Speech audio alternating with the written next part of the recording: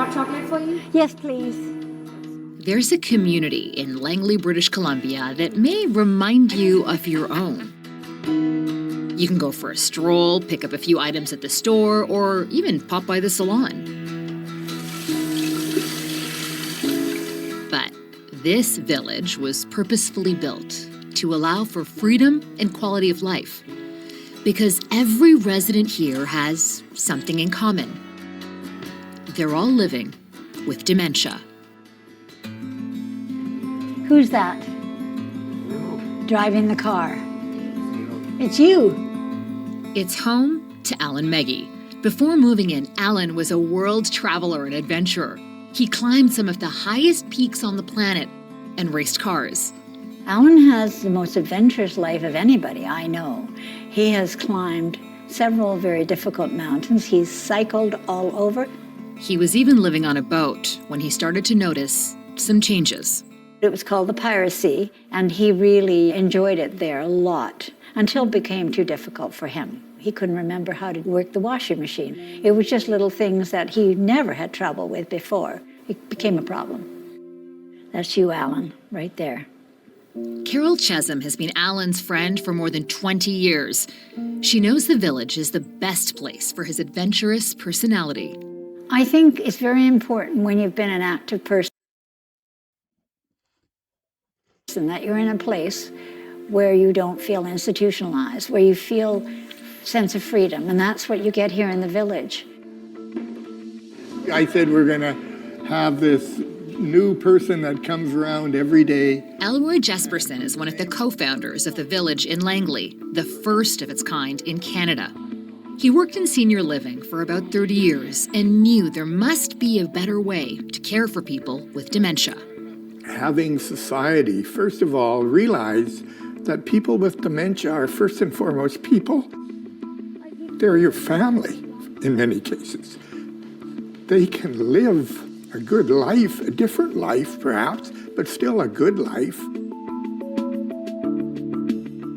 So, the 5-acre village was built with the guiding principles to make it feel like a neighborhood. With colorful houses, a farm, and even a community center. 7, shake it out. And one of the key principles at the village is called roam free. Many of the people living with dementia become very agitated because they can't move about as they wish. So we said, we need to build a community where people can walk out the door, walk around, come and go as they please, and still remain safe. You're going to hold down the crescent with your fingers and then paint the whole thing black around it. Inside the gated community, the people interacting and taking care of the villagers are staff specially trained to work with people with cognitive decline. We want to deinstitutionalize the village as much as possible. Institutions, hospitals wear uniforms, they wear smocks, they wear scrubs. We aren't that. So we just say, dress as they normally would dress. But the Dementia Village revolution didn't start here. You need to go to the Netherlands for that. In picturesque Visp in Amsterdam, there is a village within a village. This is De Hogeweyk, the world's very first dementia village. It opened in 2009. For Eloy Van Hal, one of the founders of the Hogeweyk, the mission was simple. You have to transform and normalize. So get rid of the institution, because people don't want to live in an institution with the regulations and the way people are treated there.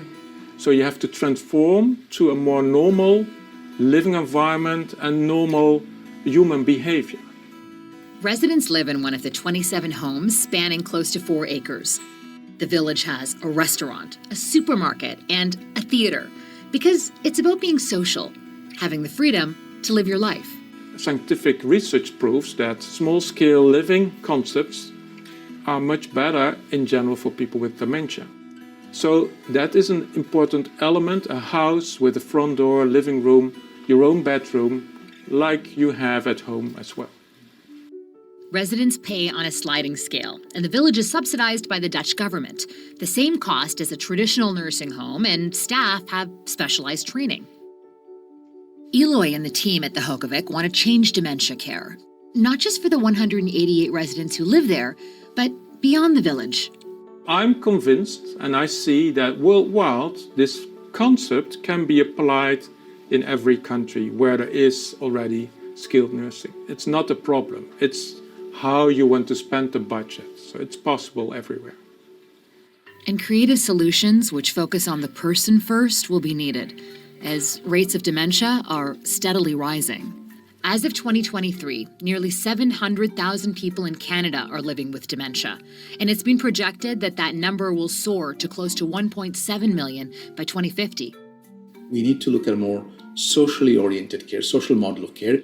Habib Chowdhury is the chair and a professor in the Department of Gerontology at Simon Fraser University. He says villages and other care models that put the person first can help shape the future, with training and education as part of the solution. He also adds that the traditional homes that we're used to seeing in Canada were created for more of an acute care model. If you talk about the physical infrastructure, if you go to a nursing home, you feel like you've gone to a hospital setting. Long corridors, rooms on both sides, large dining room, and so on. Even though Canada has a dementia strategy, the majority of care in nursing homes is still delivered in that same old model. Most of the people have some level of dementia in long-term care. We need to change this model in a dramatic way. We need a transformative change, but looks at the person in a more comprehensive, more holistic way.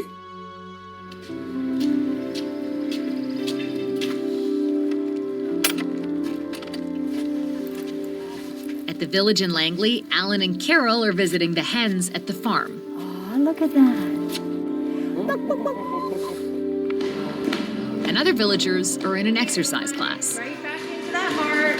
Good job. There are 75 residents here, and it's not government subsidized, so residents pay a range from $8,000 to $10,000 a month, depending on their care needs. Give it a toss. There we go. Come on. Come on. There you go. Not everyone will be able to afford to live in a village like this, but the hope is that this type of care will be an example of what's possible in the future. Just a puppy, Alan. He's only 7 months old. And even though Alan may be no longer able to climb mountains or cycle across countries, his life is still full of adventure and dignity. I like people to realize that Alan is a very special, gentle, kind soul. It's quite interesting watching these documentaries on dementia and new approach, and especially regarding this Dementia Village approach, which is commendable. But one thing is clear, the prices and costs is outrageous, and how many people can afford that? You know, without involvement of government and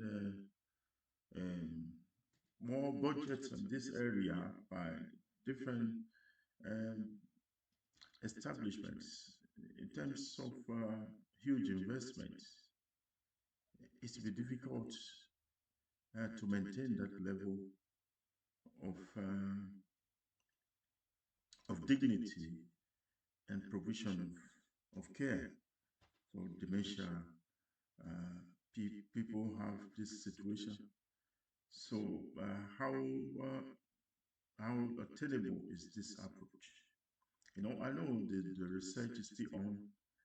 The surviving grace will be that the news to be a breaking news, hopefully soon, that a cure for dementia has been found.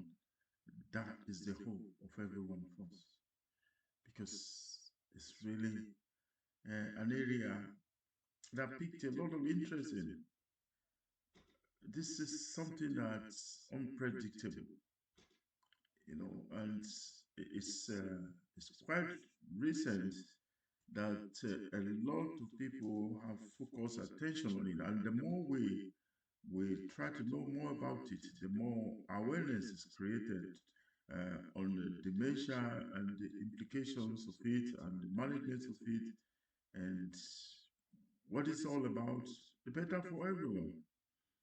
And I think the more we create more awareness globally on this issue, all the relevant authorities who have the capacity financially to take decisions in this area, we do that, and that's our hope.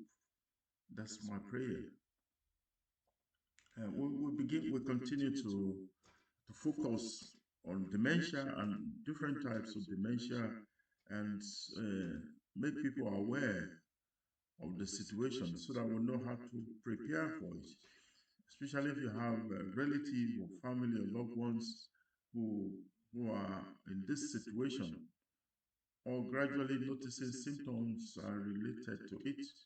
In some countries, especially like in Africa, we live in denial. People lived in denial for so many years. And some people get castigated and go the spiritual way and witch hunt people and call them names that are not this is why I don't out of ignorance.